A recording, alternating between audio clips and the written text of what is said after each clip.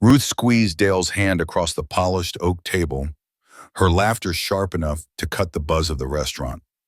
My fork clattered against the plate, the sound lost in her bright gaze fixed on him. Frank's just Frank, she'd said, a dismissive flick of her wrist. Bless his heart, he tries. My chest tightened, the air suddenly too thin to breathe. Dale merely smirked. The digital clock on the microwave glowed 1:27 a.m. When I heard the familiar hum of Ruth's BMW turning into the driveway. Headlights swept across the living room window, then cut out. A car door thudded, then another, softer one, as if she was being careful not to wake the whole neighborhood. I'd been reading an old biography of Teddy Roosevelt, but the words hadn't quite settled tonight. The house felt too quiet, stretched thin. She came through the front door a minute later, not looking like someone who had just spent 3 days at a finance conference in Detroit. She glowed, a kind of internal light I hadn't seen in a while. Her platinum blonde hair, usually pulled back in a sensible knot, fell in soft waves around her shoulders, framing a face that seemed younger, sharper. The emerald green dress she wore clung to her, a material I didn't recognize, and it caught the dim entryway light in a way that made it ripple. "Frank," she called, her voice a melody, not the tired drone I'd expected. "Hey," I said, putting the book down on the coffee table. I tried to sound casual, like I hadn't been watching the clock for the last 2 hours. "It came through," she announced, her smile wide, bright. "The Jameson account.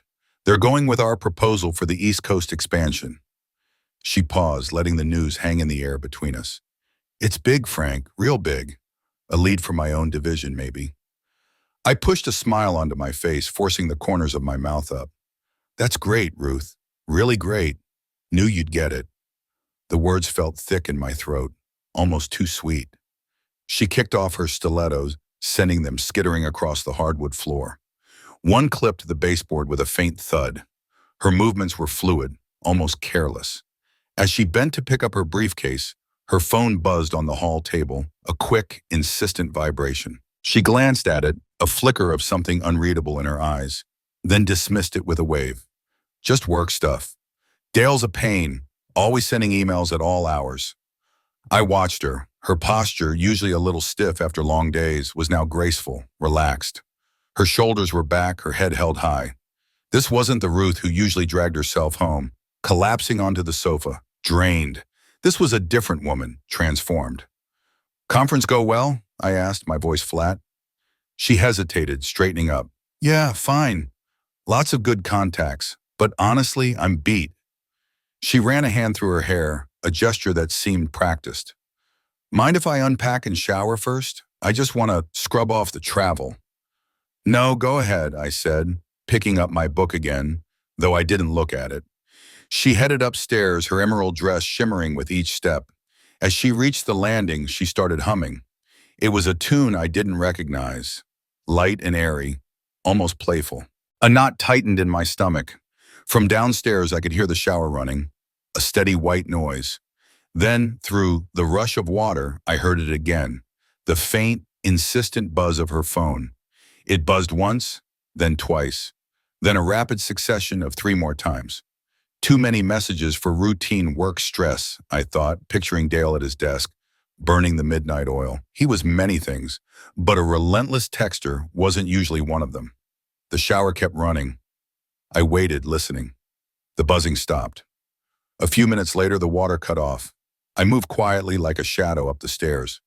As I reached the top, I heard her voice, muffled but distinct, coming from the bedroom. I know, it's complicated, but I'll figure it out. Just need more time." Her tone was hushed, urgent. I paused outside the door, my hand hovering over the knob. The rustling of papers, a low sigh, then a quick click, like a phone call ending. "Frank, that you?" Her voice, when it came, sounded brittle, almost hollow, as if she was trying to sound normal. I pushed the door open. Ruth was standing by the dresser, wrapped in a thick terry cloth robe. She had a handful of papers, a hotel receipt among them, crumpled in her fist. She shoved them into her pocket with a hurried movement, her eyes wide. "Just organizing receipts before they get bum," she said too quickly. "Who were you talking to?" I asked, my gaze steady on her. She cleared her throat. "Just leaving a voicemail for Dale. Forgot to tell him about the Jameson details." She avoided my eyes, picking at a loose thread on her robe. Could you grab my phone charger from the wall? It's still in the console, I think. My phone's almost dead. I knew her tells, the way she touched her neck, the rapid-fire words, the slight tremor in her voice when she was trying to talk her way out of something. She wasn't looking at me. I nodded, deciding to play along for now. Sure, no problem. Down in the garage, the BMW smelled faintly of her perfume and something else, metallic and unfamiliar. I opened the driver's side door, reaching for the console. It wasn't there. I checked the passenger seat. Nothing. As I straightened up, something caught my eye under the sun visor. A slip of paper. I pulled it down. It was a parking ticket. Magnolia Resort and Spa. Dated yesterday, 11:47 p.m. Ruth had told me she was having dinner with clients. A late dinner, apparently, at a resort a good hour out of the city. I pulled out my phone, snapped a quick picture of the ticket, then carefully tucked it back where I'd found it. The charger, I finally located it, plugged into the back seat power outlet. I walked back into the silent house, the charger in my hand. Ruth was already in bed, the covers pulled up to her chin, her breathing even and regular.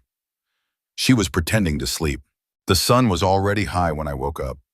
The bed beside me was empty, the covers neat. I felt the cool spot where Ruth's head would have been, a small indentation in the pillow. A quick glance at the clock on her side of the bed showed 8:17 a.m. No Ruth, just a faint scent of her shampoo lingering in the air. On the kitchen counter next to the coffee maker was a small note folded neatly. Early meeting, love. Jameson deal stuff. Coffee's made. Love you, Frank. Her handwriting was hurried, a little slanted. The coffee was indeed brewed, dark and steaming, exactly how I liked it. I poured myself a mug, the warmth seeping into my hands, but it did little to thaw the chill inside me. I sat at the kitchen island, sipping the coffee, the morning light painting the room in pale yellows. My gaze drifted to the laptop. I opened it, navigated to our joint credit card statement. My fingers felt heavy on the trackpad. I scrolled down, past groceries and gas. There it was. 2 charges from Magnolia Resort and Spa. One for Thursday night, another for Saturday night. $389 each. And then further down, another transaction. Precious Moments Jewelry. $8,473.20. Dated Friday. Ruth had told me she was at a Hilton, a standard business hotel. Not a resort an hour's drive out of Detroit. The jewelry purchase was even stranger. Ruth wasn't one for impulsive, expensive jewelry. Not like that. She liked things practical, understated. This was extravagant. I knew Ruth. She was a corporate lawyer, sharp and meticulous. She lived by facts, by evidence. Suspicion wouldn't be enough for her. She'd dismantle it, piece by piece, with cold logic. I needed more. Proof, something concrete that she couldn't argue away. That evening, she came home later than usual. I was pretending to read the news, but my eyes kept darting to the clock. She walked in carrying a large tote bag, looking tired but still holding that strange, distant glow. Rough day? I asked, trying for casual, my voice sounding flat even to my own ears. You could say that, she replied, dropping her bag by the door. Jameson deal's complicated, lots of moving parts. She barely made eye contact, already pulling out her phone. Her thumb flew across the screen, tapping out a message. A small, almost imperceptible smile played on her lips before she caught herself and her face went neutral. We should get away sometime, I ventured, watching her. Just the 2 of us, maybe a weekend trip to Traverse City. Get some fresh air. Her eyes flicked to her phone, then back to me, a small smile again, quickly masked. Yeah, maybe. She hesitated. Actually, I might need to go to Atlanta next week for the Jameson deal, meet some of their East Coast people. Her answer came too quickly, too smooth, too rehearsed. It was the same tone she used when she was trying to close a difficult negotiation, when she knew the other side had a weak hand. After dinner, she went to shower. I waited until I heard the water running, the steady drone from upstairs. My heart hammered in my chest. This felt wrong, invasive, but the alternative was worse. I picked up her phone from the kitchen counter. It felt heavy in my hand, a small black slab of secrets. I tried her usual passcodes. Her birthday? Mine. No. Then, on a hunch, I tried our anniversary. Oh wait, went fine. It clicked open.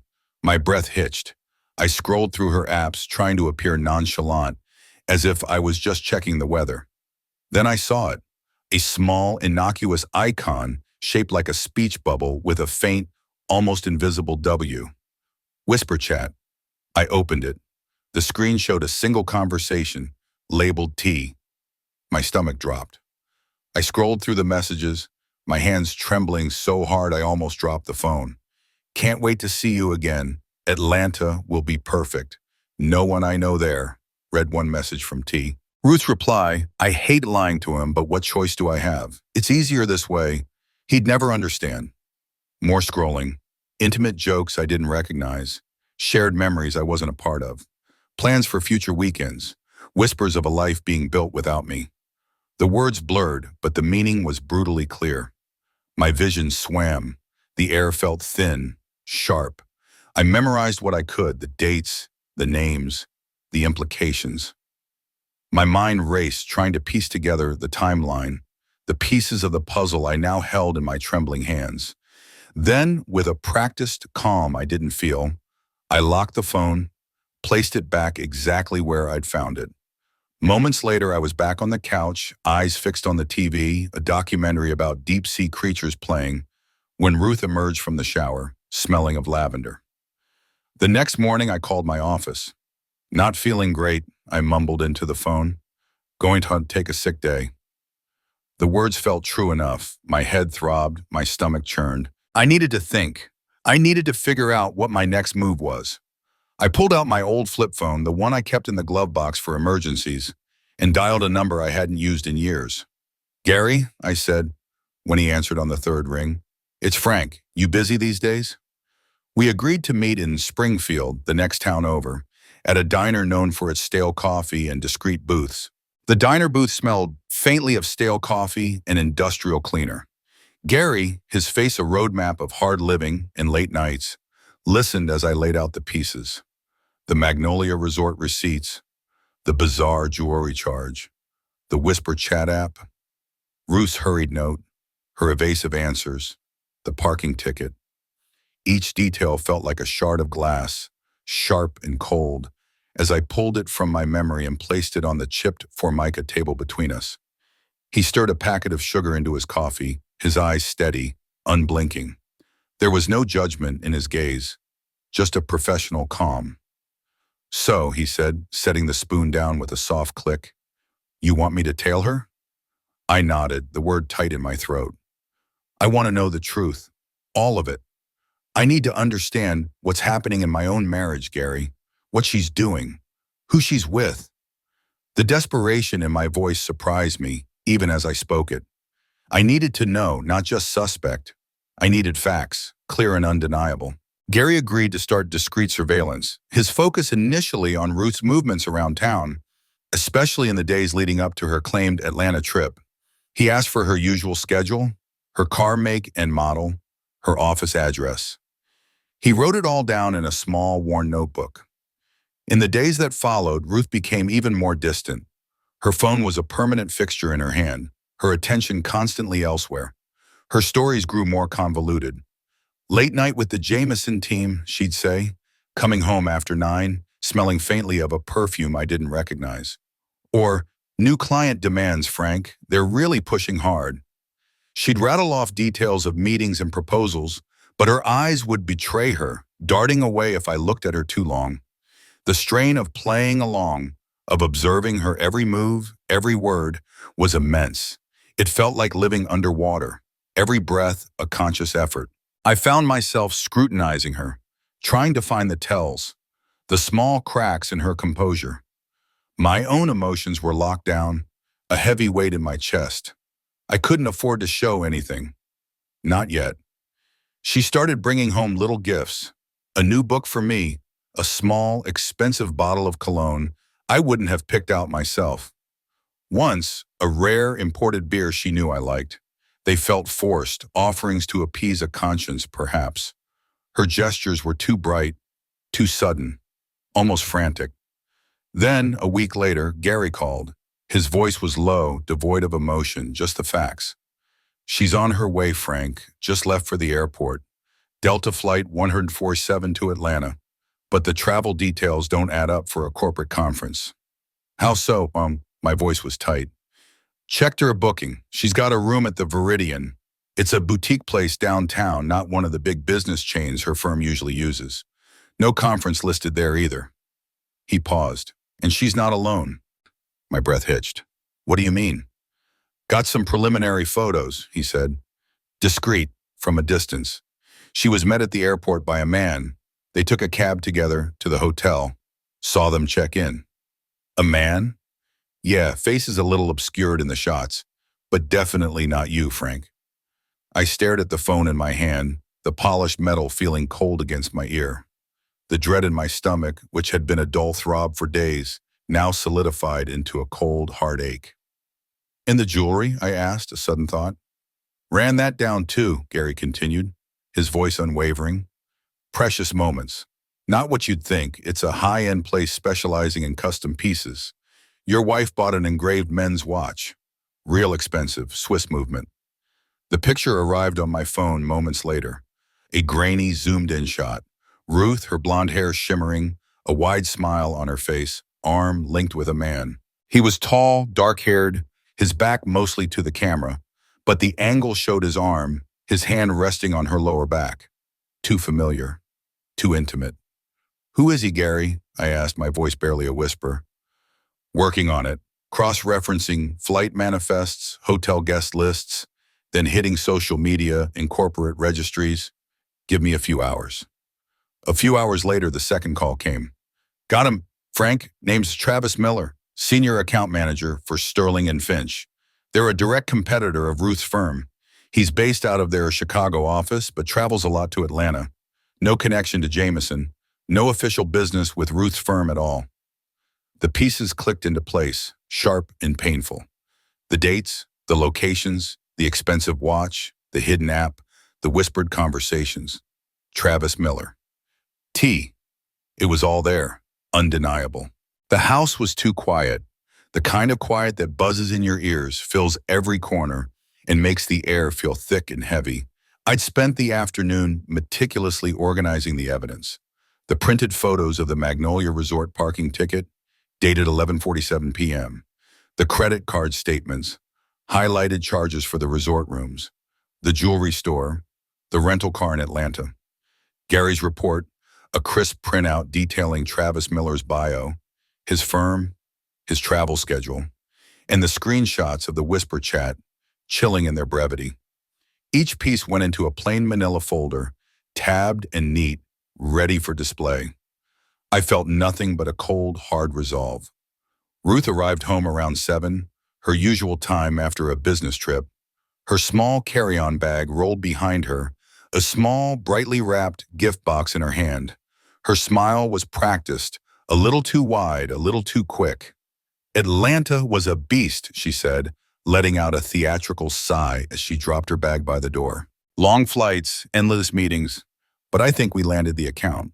She held out the gift. Saw this and thought of you. I took the box. It was a tie. I could tell by the weight. An expensive one, probably. Thanks, I said, my voice flat. I didn't open it. I made dinner, a simple pasta dish. We ate in silence, the clinking of forks against plates the only sound. The air in the dining room was thick, heavy with the unspoken, but Ruth seemed to glide through it, occasionally offering a comment about her grueling schedule or a difficult client. I just nodded, my gaze fixed on my plate. After we finished, I cleared the table, then walked back in, holding the manila folder. I placed it gently on the polished wood, sliding it across to her side of the table. Ruth, I said, my voice steady, we need to talk about Atlanta and Charlotte. Charlotte was the name of the woman from the Magnolia Resort. I remembered reading it in Gary's initial report. Her face, which had been relaxed only moments before, hardened. The practiced smile vanished. What are you talking about, Frank? It was a work trip, you know that? The Jameson account. Everything's above board. She tried to dismiss me, waving her hand as if shooing away a fly. I didn't flinch. I opened the folder. First, the photo of the parking ticket, face up, then the credit card statements. Lines highlighted in yellow. This is the Magnolia Resort, Ruth, not the Hilton you told me you were at. And this, I said, sliding Gary's photos of her and Travis onto the table, is you in Atlanta, checking into a boutique hotel with this man. I didn't need to name him yet. Not a client, not a colleague. Her eyes darted from photo to photo, then back to my face. The color drained from her cheeks, leaving them stark white. Her lips parted slightly, but no sound came out. Then I pulled out my phone. I navigated to the whisper chat screenshots, enlarged the text. I held the phone up, angling it so she could read the messages. Can't wait to see you again. Atlanta will be perfect. No one I know there. And her reply, I hate lying to him, but what choice do I have? It's easier this way. He'd never understand. I lowered the phone. Is this what complicated means, Ruth? Her composure crumbled. It was like watching a building collapse, brick by painful brick. Her face twisted, a mix of shock, fear, and undeniable guilt. Her hands flew to her mouth, stifling a gasp. Frank, I can explain. The words were barely a whisper. My voice, usually so calm, so measured, rose. Explain what, Ruth? Explain why you lied to me for months. Explain why you bought another man an $8,000 watch. I picked up the credit card statement, pointed to the precious moments charge.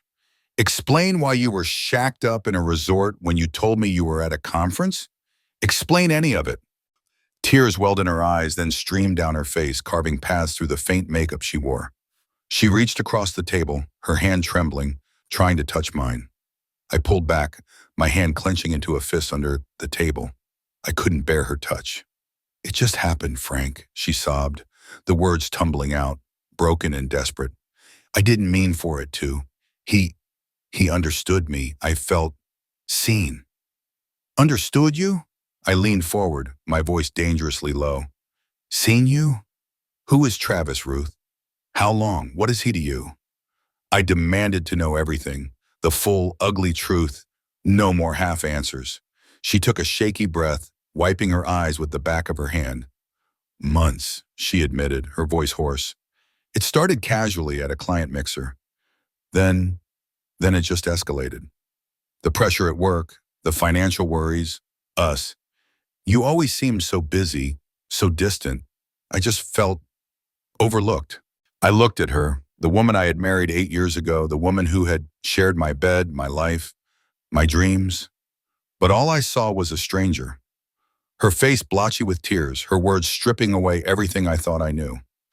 The foundation of our marriage, built slowly over nearly a decade, now lay shattered in the silence of our dining room. The night passed in the oppressive silence of separate rooms.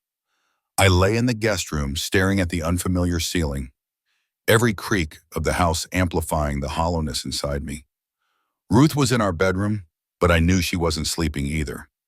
The air was thick, heavy with the weight of revelation, a suffocating blanket. Morning came, cold and gray. The coffee I made was bitter, reflecting the taste in my mouth. Ruth eventually came down, her face drawn, eyes puffy and red. She sat opposite me at the kitchen island, not touching her own untouched mug. I need to understand, I said, my voice hoarse from disuse. Everything. No more omissions, no more half-truths. She nodded slowly, then took a shaky breath. I don't know, Frank. Work was so stressful. You were always so busy, always at the office or with your blueprints. Her voice was low, careful. I just felt like we weren't connecting anymore, like you didn't see me.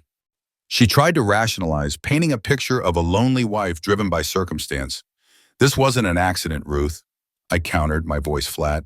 The lies, the planning, the expense. You chose to hide it. You chose to buy him a watch. You chose to go to resorts an hour out of the way when you told me you were at a hotel. I pushed the credit card statement toward her. This wasn't a moment of weakness. This was calculated. She flinched but didn't look away this time. He was charming, attentive. He listened. He made me feel seen, like I said, important, like I mattered. She described Travis as if he were a character from a novel, painting him with adjectives. Kind, thoughtful, funny, all the things she implied I no longer was. Do you love him? The question hung in the air, heavy and sharp. She hesitated, her gaze dropping to her hands, which were twisting her wedding ring. It's complicated, Frank. I don't know if it's love. It was an escape, a feeling of something new, something exciting. Her voice was barely audible. So what now? I asked, pushing the words out. Are you going to end it with him? She looked up, her eyes pleading. Yes, of course. Please, Frank. We can work through this. We can go to counseling. We can fix us. She reached across the counter, her hand hovering, wanting to touch mine. But I didn't move. I looked at her, at the woman who had shared my life, and the deception felt too deep, too pervasive. The trust, once the bedrock of everything, was gone, replaced by a hollow ache that seemed to consume my very core. How can I ever trust you again, Ruth? The question wasn't rhetorical. I genuinely didn't know. We talked about separation, about the immediate future, the logistics of our comfortable life together. The house, our once shared sanctuary, now felt like a prison of broken promises, its walls echoing with the silence of our shattered bond. There were no children to consider, only the ruins of our adult lives. She made a final desperate plea. Please, Frank, give us another chance. I made a mistake, a terrible mistake. I know I hurt you, and I am so sorry. Her tears started again, fresh and raw. I felt a grim resolve settle over me, even as my heart ached. I need space, Ruth. I need time. And I need to know that this is truly over, that you're being honest for once. I kept circling back to the why.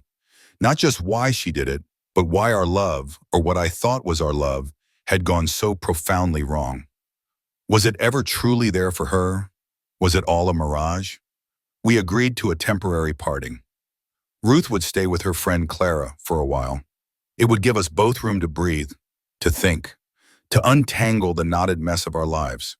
For those wondering how these costly choices truly unfold, stick around to the end to see how life's costly choices unfold. In a small town like ours, news travels fast, even when it's unspoken. The polite nods from neighbors, the careful avoidance of eye contact from friends at the grocery store. I felt the whispers before I heard them. Ruth staying with Clara was enough. People knew something was wrong, even if they didn't know the exact shade of betrayal.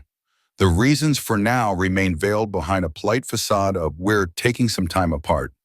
Gary's final report arrived in a heavy envelope a few days later. It was comprehensive, clinical. Travis Millery, age 42, married with 2 children, living in a quiet suburb of Chicago. He owned a split-level house, drove a late-model SUV, just like me. Another layer of deceit, another family fractured. The affair, according to Gary's timeline, had been going on for nearly 8 months, regular meetups under the guise of business travel. I sat in my architect's office, staring at the pages, then at the number for a divorce attorney I'd found online. The name was Frank, too. Frank Henderson. It felt like a grim joke. I called him. The conversation was painful, a cold recitation of assets, debts, spousal support, property division. He spoke of equitable distribution and no-fault divorce. The language was sterile, abstract, but the reality was raw, tearing at the fabric of my life. Ruth, I heard from Clara, was struggling. The isolation, the judgmental glances, the unspoken questions. Her professional reputation, built meticulously over years, felt suddenly precarious. The Jameson account, once her triumph, now seemed like a heavy anchor, dragging her down. Inside me, a constant battle raged. Anger, sharp and hot, often gave way to humiliation, a burning shame that I had been so blind. And underneath it all, a profound sadness, a deep ache for the life I thought I had, the woman I thought I knew. I questioned everything, every shared laugh, every quiet evening. Was it all a lie? The image of that expensive men's watch, engraved and gleaming, haunted me. $8,000, a tangible symbol of her investment in him, a deeper commitment than any quiet dinner we'd had in months. It was a constant reminder of how deeply she had chosen to betray me. I had to talk to my sister Sarah. She lived a few towns over, but we were close. Explaining it was difficult, choosing my words carefully, avoiding the more sordid details. Her face, usually so open, tightened with a mix of shock and concern. "Oh, Frank," she'd said, her voice soft, "I'm so sorry." That simple apology was harder to bear than any anger. The financial implications of two households were already adding up. Legal fees, rent for Ruth's temporary place, the division of our meticulously built life. It was a constant hum of anxiety beneath the surface of my grief. Ruth called sometimes, from Clara's phone. Her voice was thin, laced with what sounded like remorse. "I'm so sorry, Frank," she'd say over and over. "I miss you, I miss our life." But I struggled to discern its sincerity. Was she truly sorry for the hurt she'd caused? Or was it just for the consequences she was now facing? Was it for me or for herself? There was a tempting darkness in the back of my mind, a desire for revenge. To call Travis's wife, to expose them both, to watch their carefully constructed lives crumble just as mine had. But my Midwestern sense of decorum, ingrained and unyielding, held me back. It wouldn't make me feel better. It wouldn't mend anything. It would just make more wreckage. I wandered the rooms of our house. Her side of the closet was empty.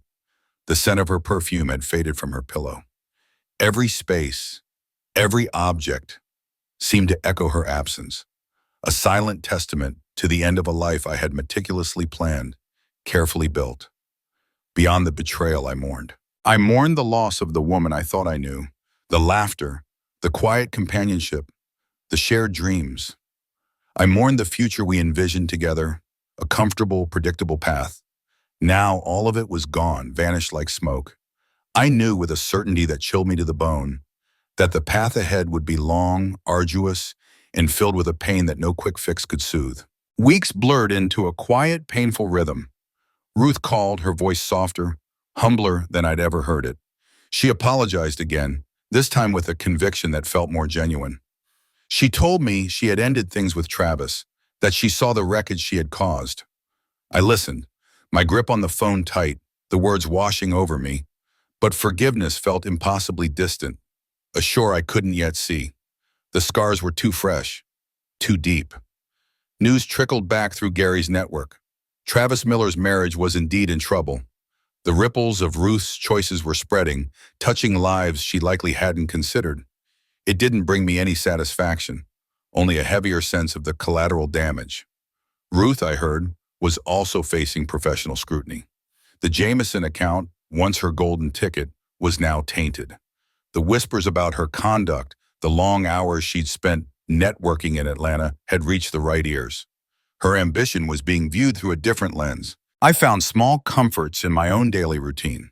The precise lines of a new architectural sketch, the quiet hum of my tools in the workshop, the simple act of brewing coffee in a silent kitchen. I tried to rebuild a sense of normalcy, a steady rhythm that could carry me through the emotional turbulence. I often thought about how meticulously we had built our lives. The careful financial planning, the shared dreams of a comfortable future, the efforts to maintain our house. One choice, one series of choices had shattered it all, like a perfectly crafted ceramic vase dropped on concrete. The illusion of control, of predictability, was gone.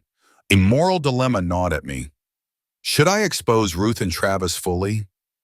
Send the photos, the reports to their workplaces, to Travis's wife?